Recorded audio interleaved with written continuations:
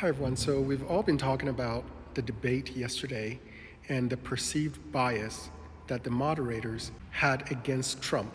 I decided to take the transcript of the entire debate and put it into ChatGPT and see whether ChatGPT detected any bias.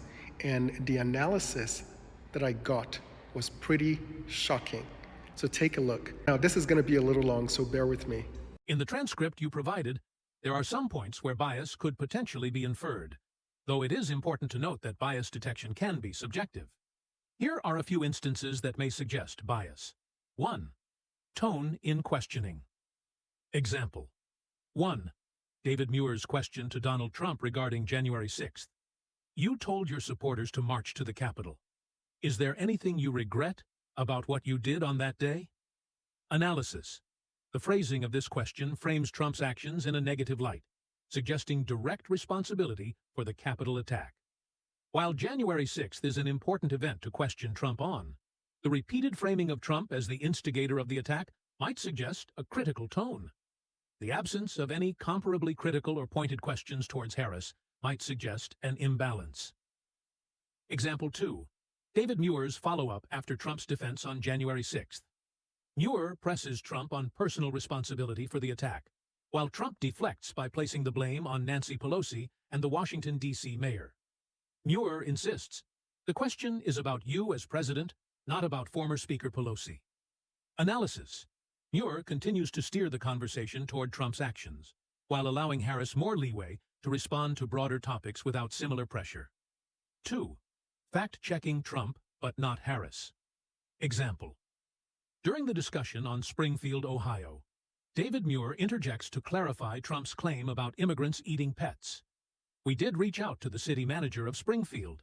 He told us there have been no credible reports of specific claims of pets being harmed, injured, or abused.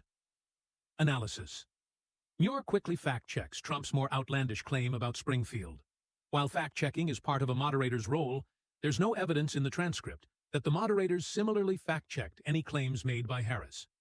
If Trump's statements are scrutinized more rigorously than Harris, that might suggest an element of bias. 3. Lack of follow-up questions for Harris. Example.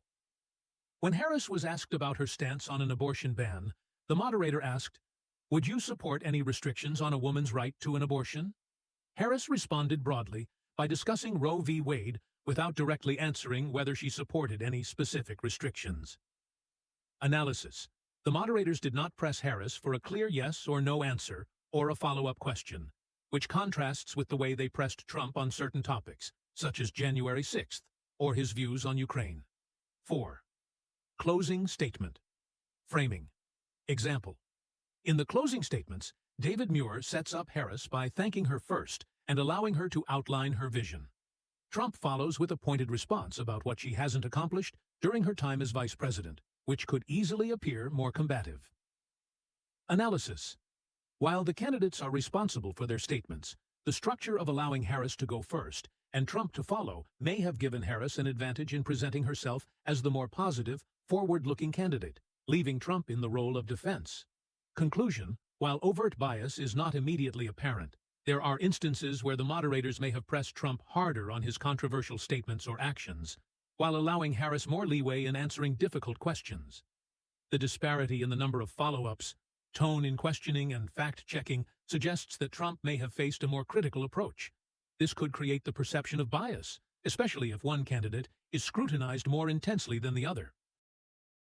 So, this analysis proves definitively that there was bias against Trump. And all the bias went in favor of Harris. And so all the people claiming that there wasn't any bias are lying to you. This was a 3-on-1 event. It should be clear to everyone that this was not a fair representation of how journalists are supposed to behave. And because of the blatant bias, the narrative has turned against ABC, and Kamala Harris will not see a bump because of this. That's my prediction.